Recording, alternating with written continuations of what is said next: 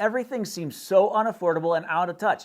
And I get that. I really do see you. So let's talk about home affordability because, man, as we have talked about on the channel over the last several months, everybody wants to talk about home affordability. It's a buzzword, not only in our industry, but nationwide when it comes to politicians and when it comes to everybody else. How do we make housing affordable and more accessible for more people? So if you're looking to buy your first home, maybe you're looking to move to the area, or you're just watching from the sidelines in Colorado Springs, and we are seeing a lot of sideline watching here in the area just because consumer sentiment doesn't seem to be strong right now.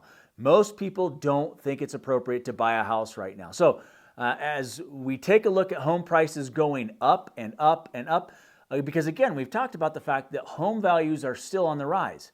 Unfortunately, paychecks don't seem to be keeping up with the same pace. So people are starting to think, I just can't afford a house.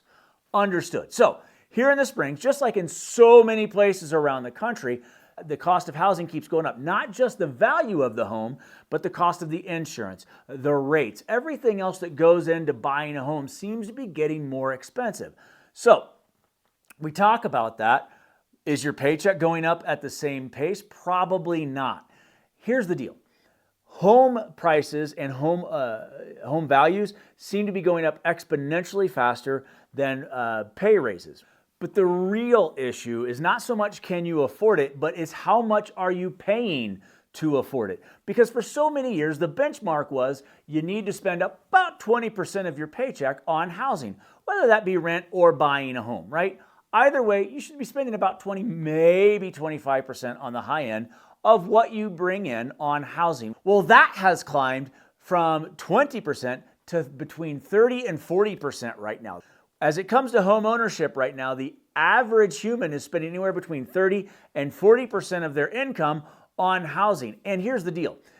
30% is typically the tipping point where most professionals are telling you don't get past that. It's astronomical how much of people's paychecks is being spent on housing right now. That has everything to do with how much homes cost, how much housing costs. So when you have that much of a paycheck going just to put a roof over your head, it really doesn't leave a whole lot for the rest of your life. Think gas. What about groceries? There's a lot of things that are gotten more expensive. So if you're spending that much more on housing, how are you affording the rest of your life, right? So for a lot of people, it means cutting back on essentials, food, health care, even their transportation. Like I said, their gas, their car, whatever that looks like. And they're cutting back on those essentials just for housing, to have a roof over their head. And that's something that we really have to take a look at. And it's not just about making ends meet right now, right? I understand the essentials and all that good stuff, but the gap between income and housing costs makes it very, very difficult to plan for the future. You would be astonished how very few people don't even have an emergency fund, let alone are they saving for retirement or being able to go out and enjoy themselves. So all of these long-term goals that people have, they're getting further and further out of reach, right? So if you're anything like Amber Rose, who has to travel every other month, you're having to budget for that, and the cost of housing is making that trip a little less accessible. So here's what's interesting. We have done a lot of research, and we found that the average age of the first-time home buyer is 38.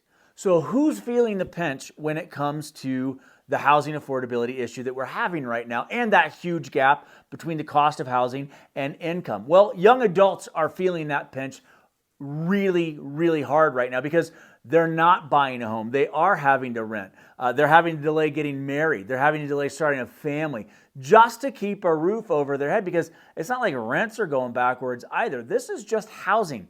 This is the difference between income and housing. So people are delaying so many life decisions just because it's expensive to have a roof over your head. They're delaying these things right now, not because they want to, not by any stretch of the imagination. They really want to do it, but it just doesn't feel possible to move forward with some of these life choices because they're worried about housing.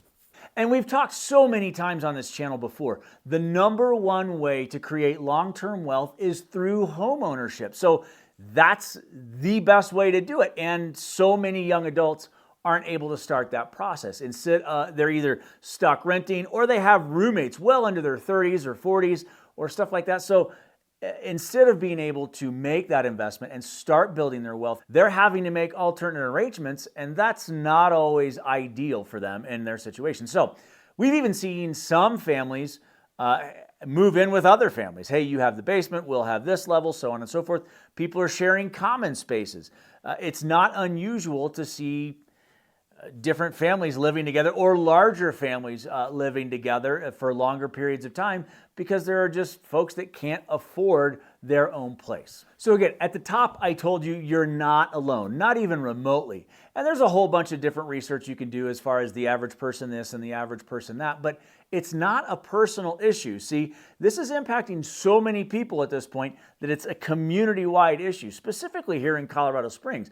It puts stress on the local economy because if workers can't afford to live where the jobs are, you've got a problem. So if workers can't afford to live where the jobs are, that means they're having to travel more, so on and so forth. So think of all the people that need to live in proximity to where they're working, and they simply can't afford to do that right now because there's such that disparity between housing and their income. So we're just pricing professions out of neighborhoods that they serve. They're serving these communities and we're pricing them out. That's a problem. So solving the issue is not going to be easy, right? The reality of it is this is not a problem that's going to be solved overnight. It's not going to be something that one person, one party, one activist, one anything is going to solve. This is going to take a lot of people coming together to fix, and it's just going to take time. So here's a few things that can help. So some of the things we have already done, right? We've looked at building affordable housing, and we're actually seeing that in some parts of Colorado Springs where there is more affordable housing, and I understand. Affordable is subjective, I got it.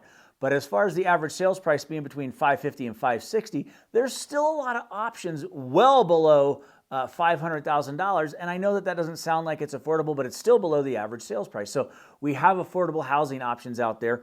There are a ton of incentives right now, especially for first-time home buyers or first responders, things of that nature. There's CHFA, all that good stuff.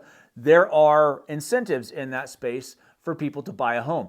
But I would say the biggest thing that our legislators need to work on, especially here in Colorado, is just the wage gap. There's a huge gap between wages and housing affordability, right? So I would say that we really need to focus on wages and bringing that up. We have to get wages to a point where it actually matches the cost of living here in Colorado. And I understand that's super political, and I don't like to get all that political on the channel for sure. And I know that's a very polarizing issue, but the reality of it is we've already offered affordable housing options. We already have a ton of incentives for first-time home buyers to get them into the market, and there's still a huge gap. So I think to fill that gap, we really have to take a look at the wages here in Colorado. I really do think that that's where we have to go. We have to get wages up. I mean, 48th in the nation for teachers? Come on, we can do better, right? All right, so I want to know your thoughts. I want to know, what field are you in? What's the disparity between what you're bringing in and what you're looking to afford? Tell me. Show me what's going on. Give us real-world examples, because that's how we learn. That's how we take it to the next level, and we try and find a solution to what's going on here. Because these challenges, we know that you're seeing these challenges in the market right now between what you're making and what it costs to live. So drop a comment below. We would love to hear more. And if you feel like reaching out, you can hit the description of the video below. Our website's right there, myfrontrangeliving.com. You can reach out and touch base. And we have a nifty new option down there in the description of the video. Amber Rose made it so that you can just reach right out and schedule a Google Meet or a Zoom with us. We can hop on, answer your questions, and see how we can best serve you in your individual situation. Hey, as always, we hope you found this video helpful. We look forward to seeing you soon. Have a great day.